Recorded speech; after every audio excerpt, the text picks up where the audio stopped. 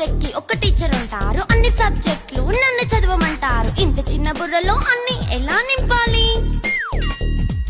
Class work, home work, fair notes అంటారు. Subject కి 3 books పెట్టి బ్యాగ్ నింపుతారు. ఇన్ఫాక్ట్ నా బరువు కన్నా నా బ్యాగ్ బరువే ఎక్కువ.